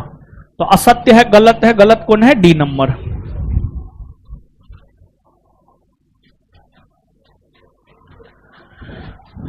कुषाण शासक कनिष्क के संदर्भ में निम्नलिखित कथनों पर विचार कीजिए। वह बौद्ध धर्म का संरक्षक था और हीनयान संप्रदाय को मानता था। देखिए, कनिष्क जो कि कुषाण वंश के तीसरे और सबसे महान शासक हुए, ये 78 ईस्वी में गद्दी पर बैठे। ये बौद्ध धर्म को मानते थे। इन्हीं के समय चतुर्थ बौद्ध सम्मेलन कश्मीर के कुंडलवन में हुआ था और उसी बौद्ध सम्मेलन में बौद्ध धर्म हीनयान और महायान में बट गया था। हीनयान और महायान संप्रदाय के लोग महात्मा बुद्ध को ईश्वर मानते थे और मूर्ति बनाकर उसकी पूजा अर्चना करते थे। वही हीनयान संप्रदाय के लोग इसे महान पुरुष मानते थे। वे मूर्ति पूजा नहीं किया करते थे। अगर बात कनिष्क की करें, कनिष्क के समय में ही पहली बार महात्मा बुद्ध की मूर्ति बनाई गई। और महात्मा बुद्ध की मूर्ति मथुरा शैली और गंधार शैली में, महात्मा बुद्ध की मूर्ति जो है मथुरा शैली और गंधार शैली में बना था। महात्मा बुद्ध की मूर्ति कनिष्क के समय बनी और कनिष्क मूर्ति पूजा किया करते थे, अर्थात कनिष्क महायान संप्रदाय के थे। देखिए, बौद्ध धर्म को मानने वाले वैसे लोग, जो मूर्ति पूजक है वो महायान, जो मूर्ति पूजक नहीं है वो हीनयान। कनिष्क मूर्ति पूजक था, मतलब कनिष्क था महायान, हीनयान नहीं था बल्कि महायान था। तो 1 नंबर क्या है? गलत। हीनयान नहीं बल्कि महायान। उसने कश्मीर में बौद्ध संगति का आयोजन करवाया। हाँ, चतुर्थ बौद्ध संगति, समझ गए। और इनसे पहले 3 बौद्ध सम्मेलन हुआ था। एक अजात शत्रु के समय, प्रथम बौद्ध सम्मेलन अजात शत्रु के समय कहां हुआ था? राजगीर में। द्वितीय वैशाली में कालाशोक के समय। तृतीय पाटलिपुत्रा में अशोक के समय। चतुर्थ कनिष्क के समय कश्मीर के कुंडलवन में। कौन सा सही है? केवल अरब व्यापारी सुलेमान ने किस राज्य को रोमा कहा था? रोमा का मतलब क्या? शक्तिशाली। रोमा का मतलब क्या? शक्तिशाली। तो अरब व्यापारी सुलेमान ने पाल वंश को रोमा कहा था। पाल वंश को रोमा कहा था। पाल। देखिए, उत्तर प्रदेश में एक शहर है कन्नौज। कन्नौज को लेकर 7वीं 8वीं सदी में त्रिपक्षीय संघर्ष हो रहा था पाल, प्रतिहार और राष्ट्रकूट के बीच। और उसी दौरान अरब व्यापारी सुलेमान पाल वंश के शासक देवपाल के समय पाल राजवंश की यात्रा पर आया था और पालों का शासन बिहार और बंगाल के क्षेत्र में हुआ करता था। बहुत बड़ी सेना थी पालों की, बहुत बड़ी सेना थी। उसकी बड़ी सेना को देखकर ही अरब व्यापारी सुलेमान ने पाल राज को रूहमा अर्थात शक्तिशाली कहकर पुकारा।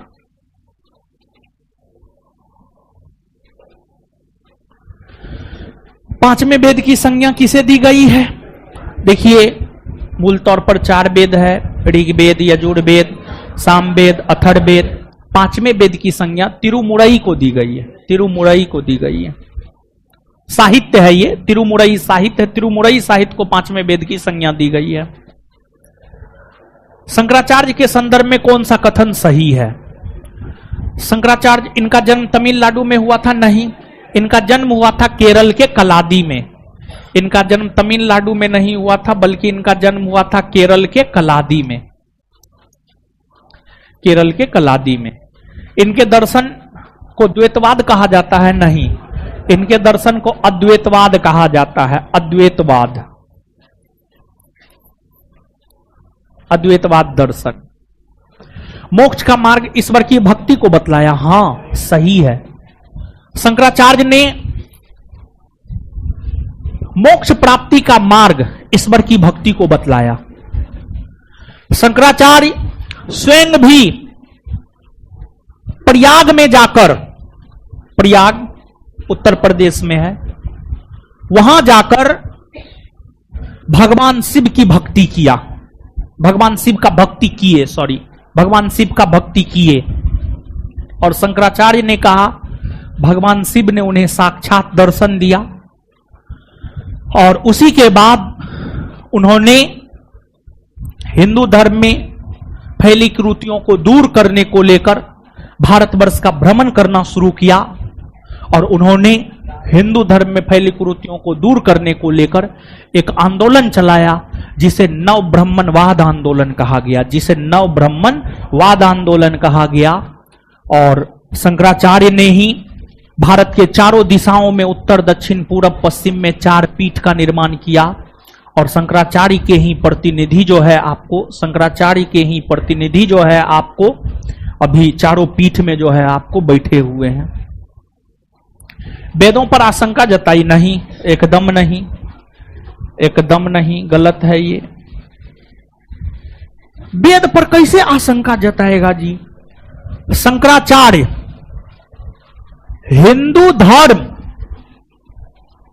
को, आप जानिए कि जब बौद्ध धर्म और जैन धर्म आया ना, तो हिंदू धर्म का ह्रास होने लगा था, हिंदू धर्म का पतन होने लगा था। हिंदू धर्म को एक नई ऊर्जा,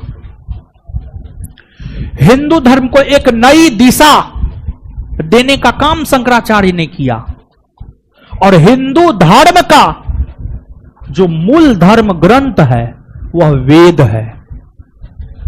शंकराचार्य हिंदू धर्म के प्रवक्ता हैं और हिंदू धर्म का मूल ग्रंथ वेद है। वेद पर वो कैसे आशंका जताएंगे? हो ही नहीं सकता है। अपना जो मूल वंश है, अपना जो मूल चीज है, क्या आप उस पर सवाल खड़ा करेंगे? क्या आप अपने पूर्वज पर सवाल खड़ा करेंगे? कभी नहीं, ऐसा कभी नहीं हो सकता है। समझ गए? तो नहीं, आंसर सी, यही सही है, सी। सर्वप्रथम किस मुस्लिम शासक ने अपनी राजधानी दिल्ली स्थानांतरित की? देखिए, भारत में इस्लामी सत्ता की स्थापना मोहम्मद गौरी ने किया। मोहम्मद गौरी भारत में इस्लामी सत्ता की स्थापना किया और लाहौर को अपना केंद्र बिंदु बनाया। लाहौर जो कि पाकिस्तान में है, जिस पाकिस्तान को कल भारत हराया है मैच में, उसी पाकिस्तान में। कल का मैच देखे हैं आप लोग? हम तो देखे हैं कल का मैच। कल मैच देखने के चक्कर में भर रात सो नहीं पाए महाराज। देखिए, होता क्या है कि अगर आप सोने वक्त मोबाइल देखते हैं, नींद नहीं आता है, बेड पे गए, सुबह हो गया, सो नहीं पाए, मैच देखने के। जब भारत पाकिस्तान का मैच स्किप करता है लोग, हम तो सब काम छोड़ करके भारत पाकिस्तान का कल मैच देख रहे थे, समझे। बड़ी अच्छा मैच हुआ, लेकिन समझे 119 रन बनाया, लग तो रहा था हार जाएगा, लेकिन पिच जो है बॉलिंग सपोर्टिव पिच था, इसी वजह से भारत जीत गया। ऐसे भी बाप बाप होता है। आज तक के इतिहास में पाकिस्तान सिर्फ एक बार भारत को हरा पाया है, आईसीसी ट्रॉफी में, आईसीसी ट्रॉफी में, समझिए, और वो भी गलती से हरा दिया। चलिए, तो लाहौर, लाहौर को केंद्र बिंदु बनाया।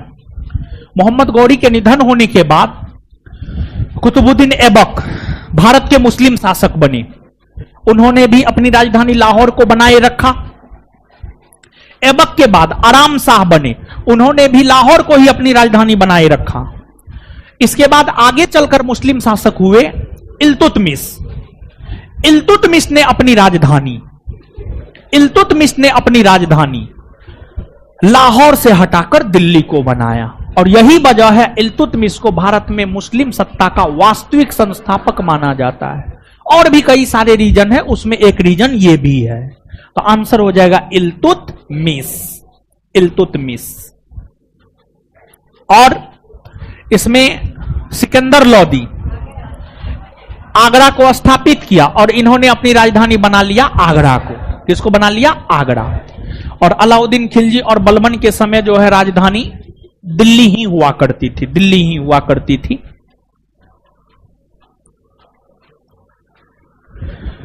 खानवा की लड़ाई के संदर्भ में निम्नलिखित में से कौन सा कथन असत्य है, मतलब कौन सा कथन गलत है? देखिए, बाबर ने 1526 में पानीपत के प्रथम युद्ध को जीतने के बाद भारत में मुगल वंश की स्थापना किया और भारत में रहने का निश्चय किया। बाबर ने जो भारत में रहने का निश्चय किया, यही खानवा के युद्ध का तत्कालिक कारण बना। और फिर आगे चलकर वर्ष 1527 में राणा सांगा और बाबर के बीच, मेवाड़ के शासक राणा सांगा और बाबर के बीच 1527 में खानवा का युद्ध हुआ। इस खानवा के युद्ध में शुरू में जगह जगह बाबर की हार हो रही थी, और कहा जाता है कि राणा सांगा ने खानवा के युद्ध के दौरान मुगल क्षेत्र बयाना, जो कि राजस्थान में पड़ता है, उस पर कब्जा कर लिया था। और जगह जगह जब बाबर की हार हो रही थी, बाबर ने इस युद्ध को जीतने के लिए जिहाद का नारा दिया, जिहाद का नारा दिया। और फिर अंततः बाबर इस युद्ध में जीत हासिल किया, लेकिन मेवाड़ के शासक राणा सांगा ने बाबर को कड़ी चुनौती दिया। और मेवाड़, जो कि राजस्थान का ही एक छोटा क्षेत्र था, वहां के हसन खां मेवाती ने राणा सांगा का साथ दिया था, राणा सांगा का साथ दिया था, यह भी बात सत्य है। आगे चलकर बाबर 1528 में चंदेरी का युद्ध, 1529 में घाघरा का युद्ध, और फाइनली 1530 में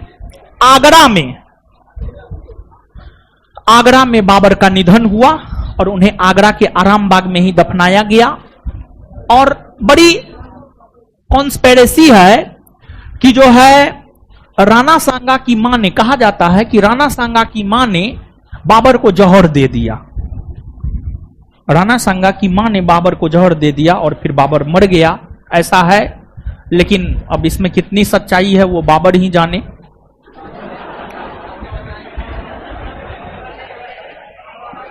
सही है, सही है, सही है, गलत है? ओ,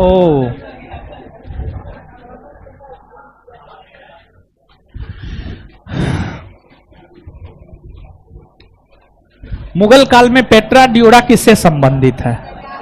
देखिए, मुगल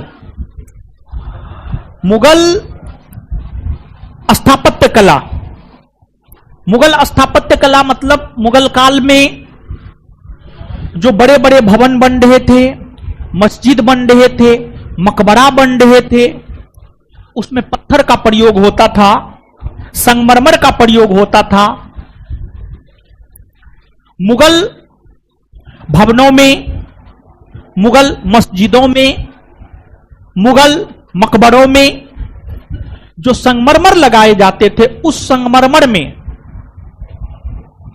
संगमरमर को सुसज्जित दिखने के लिए जो संगमरमर में मूल्यवान धातु जड़े जाते थे, उसी को पिट्रा ड्यूरा शैली कहा गया है। और पिट्रा ड्यूरा शैली मुगल स्थापत्य कला की सबसे बड़ी विशेषता मानी जाती है। और इसका प्रयोग पहली बार जहांगीर के शासनकाल के समय एतमा-उद-दौला के मकबरा में किया गया। एतमा-उद-दौला का मकबरा आगरा में है। इस मकबरे का निर्माण नूरजहां ने करवाई है। और नूरजहां के पिता थे मिर्जा गयास बेग। उनको जहांगीर ने एतमा-उद-दौला की उपाधि दिया था। एतमा-उद-दौला की उपाधि दिया था। तो संगमरमर पर अलंकृत सजावट की विधि।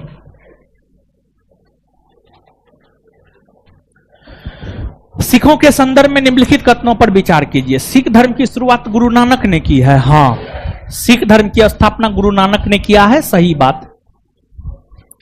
सिखों को लड़ाकू समुदाय के रूप में बदलने का काम गुरु गोविंद ने किया। गुरु हरगोविंद, हर शब्द को जोड़िए, गुरु हरगोविंद ने शुरू किया। हां, देखिए ध्यान दीजिएगा, हुआ क्या था समझिएगा। हुआ यह था कि जहांगीर जब 1605 में अकबर के निधन होने के बाद बादशाह बना, तो जहांगीर के बादशाह बनने के ठीक एक वर्ष बाद लगभग 1606 ईस्वी में जहांगीर का बड़ा बेटा खुसरो खां जहांगीर के खिलाफ विद्रोह कर दिया। और विद्रोह करने के बाद खुसरो खां अपने समकालीन सिख धर्म के 5वें गुरु अर्जुन देव के पास चले गए। और अर्जुन देव ने खुसरो खां को आशीर्वाद दिया। इस बात से जहांगीर खासा खफा हो गए और जहांगीर ने सिख धर्म के 5वें गुरु गुरु अर्जुन देव की हत्या करवा दी। गुरु अर्जुन देव की हत्या के बाद सिख धर्म के 6ठे गुरु बने गुरु हरगोविंद। गुरु हरगोविंद को पता था कि सिखों और मुगलों के बीच संबंध अब खराब हो चुके हैं। मुगलों से सिखों को सुरक्षा प्रदान करने को लेकर सिख धर्म के 6ठे गुरु गुरु हरगोविंद ने सिखों को लड़ाकू समुदाय के रूप में बदलने का काम किया। सिखों को लड़ाकू समुदाय के रूप में बदलने का काम किया। सही है ये। आगे चलकर सिख धर्म के 9वें गुरु गुरु तेग बहादुर के समकालीन मुगल बादशाह औरंगजेब थे। गुरु तेग बहादुर ने औरंगजेब की धार्मिक नीतियों का खुले तौर पर विरोध किया, जबकि औरंगजेब भारत का इस्लामीकरण करना चाहता था। और इसी वजह से औरंगजेब गुरु तेग बहादुर को इस्लाम धर्म कबूल करने को विवश किया, लेकिन गुरु तेग बहादुर इस्लाम धर्म कबूल नहीं किए, जिस वजह से औरंगजेब ने गुरु तेग बहादुर की हत्या करवा दी। और फिर आगे चल करके सिख धर्म के 10वें गुरु और अंतिम गुरु गुरु गोविंद सिंह बने। और गुरु गोविंद सिंह के नेतृत्व में ही सिख एक राजनीतिक और फौजी ताकत बन गया। गुरु गोविंद सिंह, सिख धर्म के 10वें और अंतिम गुरु गुरु गोविंद सिंह के नेतृत्व में सिख धर्म एक राजनीतिक और फौजी ताकत बन गया। यह भी सही है। 1, 2 और 3 सब आंसर डी।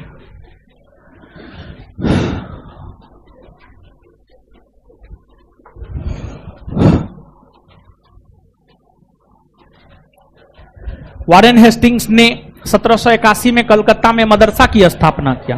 हां, मुसलमानों को शिक्षित करने के लिए वारेन हेस्टिंग्स ने 1781 ईस्वी में सर्वप्रथम कलकत्ता में प्रथम मदरसा का निर्माण किया। सही बात है ये। कथनार्थ, मुस्लिम भारत में कंपनी के शासन को बौद्धिक और नैतिक रूप से अपना समर्थन देते थे। देखिए, मुस्लिम कंपनी को समर्थन देता था, लेकिन ऐसा भी नहीं था कि एकदम उसका नैतिकता पूरा कंपनी के प्रति ही था। नहीं, ऐसी बात नहीं थी। समझ गए? गलत है ये सही है परंतु आर गलत है।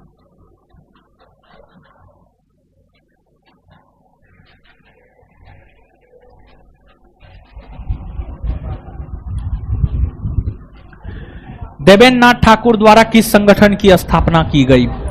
देवेंद्र नाथ ठाकुर के द्वारा 1839 ईस्वी में तत्वबोधिनी सभा नामक संगठन की स्थापना की गई। और जो तत्वबोधिनी सभा है, इसको लोकप्रिय बनाने के लिए उन्होंने तत्वबोधिनी नामक पत्रिका भी निकाला। सत्यशोधक समाज की स्थापना 1873 में ज्योतिबा फूले के द्वारा किया गया। आत्मीय सभा की स्थापना 1815 में राजा राम मोहन राय के द्वारा किया गया। और यहां पर मद्रास महाजन सभा होगा। मद्रास महाजन सभा की स्थापना 1884 ईस्वी में वीर राघवाचारी के द्वारा किया गया।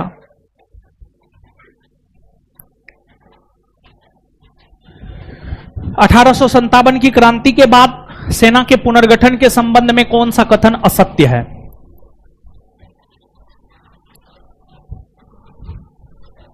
देखिए, 1857 का जो सिपाही विद्रोह हुआ है, यह विद्रोह सिपाहियों के द्वारा किया गया।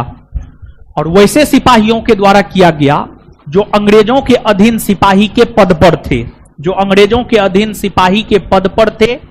लेकिन अंग्रेजों ने उनका शोषण इतना अधिक किया कि वे सिपाही अंग्रेजों के खिलाफ ही हो गए। उसी प्रकार के सिपाहियों के द्वारा जो है आपको यह विद्रोह किया गया। और जब सिपाही विद्रोह 1858 में खत्म हुआ तो फिर ब्रिटिश कंपनी की सेना का पुनर्गठन किया गया। और ब्रिटिश कंपनी की सेना का पुनर्गठन करते हुए, ब्रिटिश कंपनी की सेना का पुनर्गठन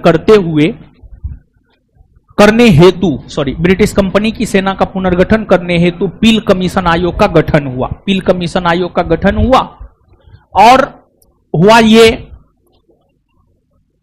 जब सेना का पुनर्गठन किया जाने लगा तो अब यूरोपीय सैनिकों की संख्या में इजाफा की गई और भारतीय सैनिकों की संख्या में कमी की गई। इसके बाद जब सेना का पुनर्गठन होने लगा तो यह देखा जाने लगा भारत के किन किन सिपाहियों ने विद्रोह को दबाने में मदद किया। जैसे पंजाब के सिख सिपाही, नेपाल के गोरखा सिपाही, ये सब विद्रोह को दबाने में मदद किया था। तो इन लोगों को ज्यादा तरजीह दिया गया। वही अवध के सिपाही ने, बिहार के सिपाहियों ने विद्रोह किया था, तो इन लोगों की संख्या में काफी कमी कर दी गई। समझ गए? तो जब सेना का पुनर्गठन हुआ तो क्षेत्र सब भी जो है देखा जाने लगा कि कौन क्षेत्र के सिपाहियों ने विद्रोह किया, किसने विद्रोह को दबाने में अंग्रेजी कंपनी का साथ दिया। यह सब बात भी जो है आपको देखा जाने लगा। सेना में भारतीयों के मुकाबले यूरोपियों का भाग बढ़ा दिया गया। हाँ, भौगोलिक और सैनिक महत्व के स्थानों पर केवल यूरोपीय सैनिकों को तैनात किया गया। हाँ, अधिकारी वर्ग में भारतीय सैनिकों को भी शामिल किया जाने लगा। नहीं, सेना में भर्ती जाति, धर्म और क्षेत्र के आधार पर की जाने लगी। हाँ हाँ, कौन गलत है? सी।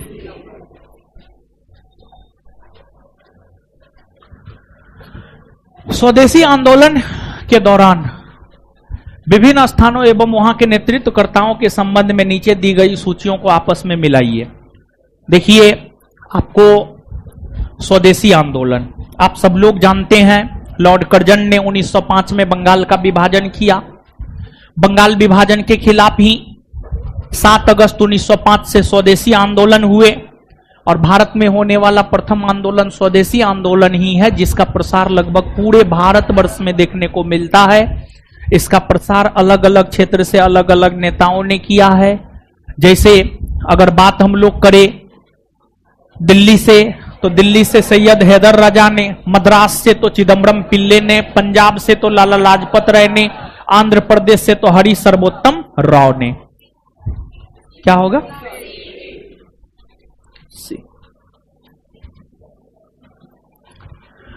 अभिनव भारत नाम से क्रांतिकारियों के एक गुप्त संगठन का निर्माण किसके द्वारा किया गया? अभिनव भारत एक गुप्त क्रांतिकारी संगठन था। इसकी स्थापना 1904 में विनायक दामोदर सावरकर के द्वारा किया गया। और इसकी पूर्ववर्ती संस्था है मित्र मेला। इसकी पूर्ववर्ती संस्था मित्र मेला है, और जो मित्र मेला है इसका गठन हुआ है 1899 में। यही जो अभिनव भारत है, इस संगठन से जुड़े नेता अनंत कानहड़े ने नासिक के जिला मजिस्ट्रेट जैक्सन की गोली मारकर हत्या कर दी, जिस कारण अनंत कानहड़े के ऊपर केस चलाया गया, जिसे नासिक षड्यंत्र केस कहते हैं। और नासिक षड्यंत्र केस के तहत ही अनंत कानहड़े को फांसी की सजा और विनायक दामोदर सावरकर को आजीवन कारावास की सजा सुनाई गई।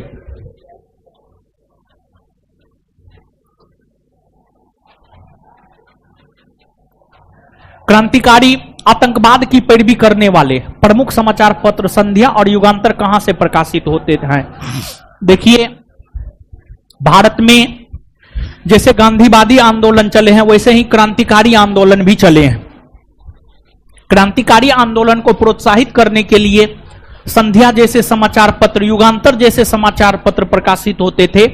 और भारत में क्रांतिकारी आंदोलन यूं तो दिल्ली, मुंबई, मद्रास, बंगाल सभी जगह चला है, लेकिन भारत में क्रांतिकारी आंदोलन का सबसे प्रमुख केंद्र अगर कोई प्रांत बना है तो वह बना है आपको बंगाल। भारत में क्रांतिकारी आंदोलन का सबसे प्रमुख केंद्र कौन बना है? बंगाल। और बंगाल से ही संध्या और युगांतर नामक समाचार पत्र जो है आपको प्रकाशित होता था। और संध्या के जो संपादक थे ब्रह्म बांधव उपाध्याय, और युगांतर के जो संपादक हैं आपको बारिंद्र कुमार घोष और भूपेंद्र नाथ दत्त। बारिंद्र कुमार घोष और भूपेंद्र नाथ दत्त।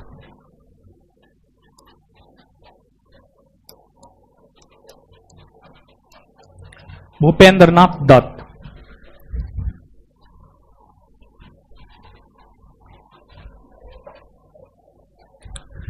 1905 के कांग्रेस के बनारस अधिवेशन के संबंध में नीचे दिए गए कथनों पर विचार कीजिए। इस अधिवेशन की अध्यक्षता राम बिहारी घोष ने की थी? नहीं। 1905 के बनारस अधिवेशन की अध्यक्षता किया था गोपाल कृष्ण गोखले ने। गोपाल कृष्ण गोखले ने। इस अधिवेशन में कांग्रेस ने बंगाल के स्वदेशी और बहिष्कार आंदोलन का समर्थन किया था। हां, देखिए, स्वदेशी और बहिष्कार आंदोलन की शुरुआत हुई 7 अगस्त 1905 से। 7 अगस्त 1905 से। और सामान्य तौर पर कांग्रेस का जो वार्षिक अधिवेशन होता था वह दिसंबर के माह में होता था। तो 7 अगस्त 1905 से बंगाल विभाजन के खिलाफ स्वदेशी और बहिष्कार आंदोलन की शुरुआत हुई। आगे चलकर दिसंबर 1905 में जब कांग्रेस का वार्षिक अधिवेशन बनारस में हुआ, तो उस अधिवेशन में कांग्रेस ने स्वदेशी और बहिष्कार आंदोलन का समर्थन किया था। सही बात है। कांग्रेस के नरमपंथी कार्यकर्ता स्वदेशी और बहिष्कार आंदोलन को देश के बाहर फैलाना चाहते थे? नहीं। कांग्रेस के नरमपंथी यह चाहते थे कि स्वदेशी या बहिष्कार आंदोलन सिर्फ बंगाल तक रहे। वही जो गरमपंथी थे या उग्रपंथी थे, वो यह चाहते थे कि इसका प्रसार पूरे भारतवर्ष में हो, और भारतवर्ष में ही नहीं बल्कि विदेशों में भी इसका प्रसार हो। तो नरमपंथी ऐसा नहीं चाहते थे, बल्कि उग्रपंथी या गरमपंथी चाहते थे। उग्रपंथी या गरमपंथी चाहते थे। गलत है ये। केवल 2। भारतीय क्षेत्र में स्थित 2 ज्वालामुखी द्वीप है। देखिए, भारतीय क्षेत्र में स्थित 2 ज्वालामुखी द्वीप है, एक बेरन और दूसरा नारकोंडम। बेरन सक्रिय ज्वालामुखी द्वीप है और नारकोंडम सुषुप्त ज्वालामुखी द्वीप है। और ये दोनों द्वीप अंडमान द्वीप के पूर्वी भाग में, अंडमान द्वीप के पूर्वी भाग में, अंडमान द्वीप के पूर्वी भाग में ये दोनों है, बेरन और नारकोंडम।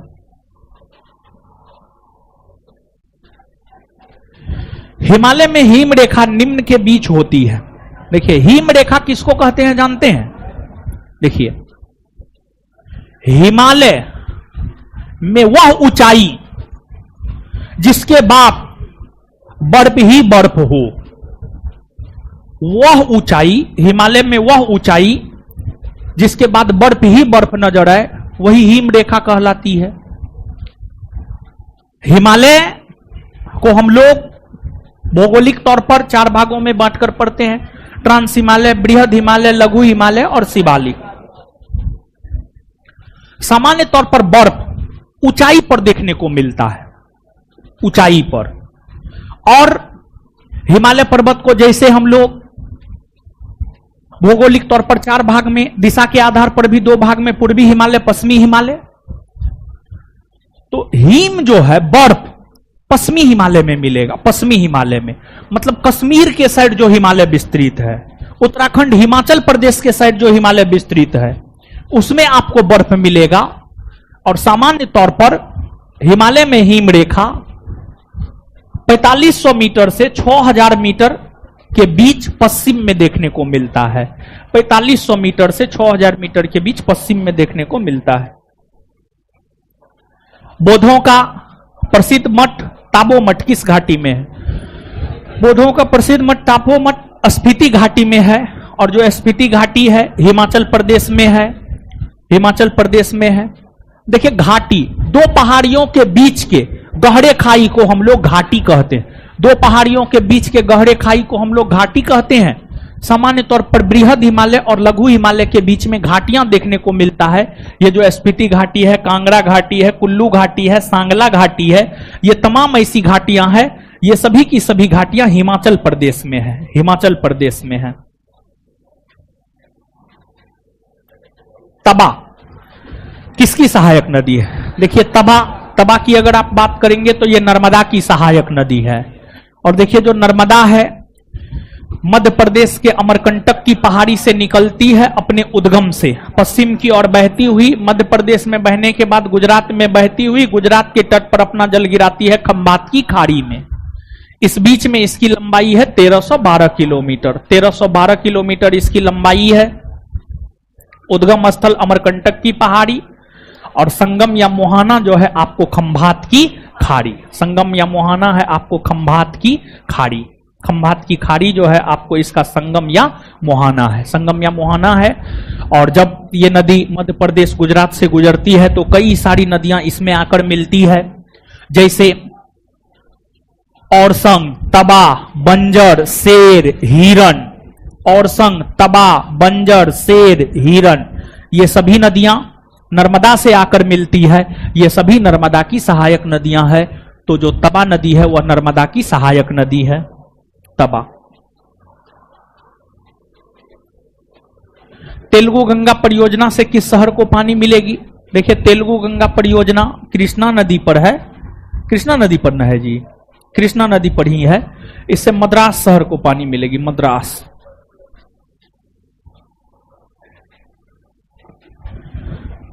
यदि भारत में कर्क रेखा के स्थान पर विषुवत रेखा होती तो यहां की जलवायु पर क्या प्रभाव पड़ता? अधिक वर्षा और अधिक ताप, अधिक वर्षा और अधिक ताप।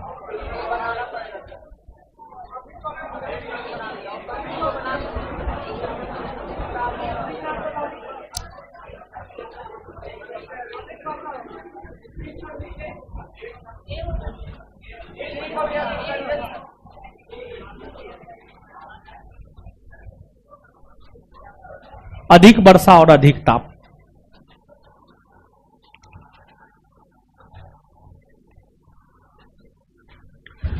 निम्नलिखित में कौन सुमेलित नहीं है? देखिए भारत में मिट्टी यूं तो 8 प्रकार के होते हैं, लेकिन 4 मिट्टी बृहद स्तर पर पाए जाते हैं, वो ये चारों है। जलोढ़ मिट्टी 43% सही है, लाल मिट्टी 18% सही है, काली मिट्टी 15% सही है, लेटेराइट मिट्टी 20% नहीं। लेटेराइट मिट्टी 3.7% पाया जाता है, 3.7%, 20% नहीं बल्कि 3.7%। राष्ट्रीय बागवानी परिषद की स्थापना हुई। देखिए बागवानी कृषि समझते हैं जी, बागान लगाकर जो कृषि किया जाता है उसी को बागवानी कृषि कहा जाता है। जैसे लीची का बागान लगाकर कृषि किया जाता है, आम, पपीता, केला, चाय, कॉफी, बागान लगाकर इसका कृषि किया जाता है। तो बागवानी कृषि में भारत बेहतर प्रदर्शन कर सके, इसी को लेकर राष्ट्रीय बागवानी परिषद की स्थापना एमएस स्वामीनाथन की अध्यक्षता में, एमएस स्वामीनाथन जिन्हें भारत रत्न भी मिला है, उन्हीं की अध्यक्षता में वर्ष 1984 ईस्वी में हुआ है।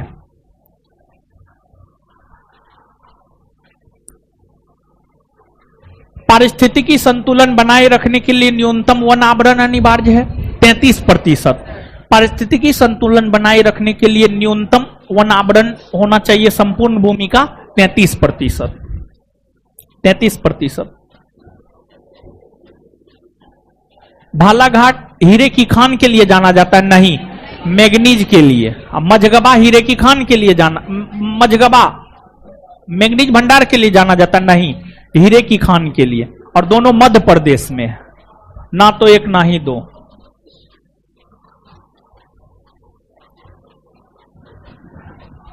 एल्युमिनियम कंपनी बाल्को, बाल्को का मतलब होता भारत एल्युमिनियम कंपनी। बाल्को, बाल्को का मतलब होता भारत एल्युमिनियम कंपनी। कहां है ये? भारत एल्युमिनियम कंपनी है छत्तीसगढ़ के कोरबा में, छत्तीसगढ़ के कोरबा में। बाल्को मतलब भारत एल्युमिनियम कंपनी, यह छत्तीसगढ़ के कोरबा में है। हिंडाल्को हिंदुस्तान एल्युमिनियम कंपनी, यह उत्तर प्रदेश के रेणुकूट में है, उत्तर प्रदेश के रेणुकूट में है। और इंडियन एल्युमिनियम कंपनी, यह ओडिशा के हीराकुंड में है। और नेशनल एल्युमिनियम कंपनी नाल्को, यह जो है कोरापुट में है। कहां है? कोरापुट में।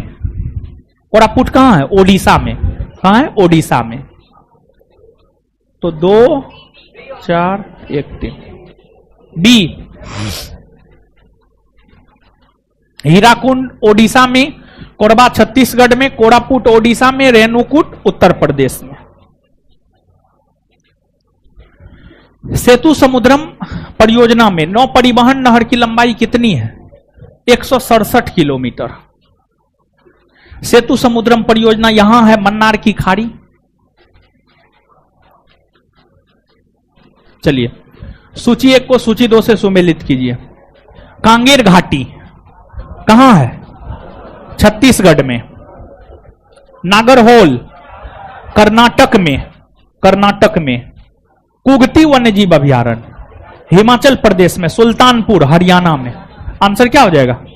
बी। सितार का जनक निम्नलिखित में से किसको माना जाता है?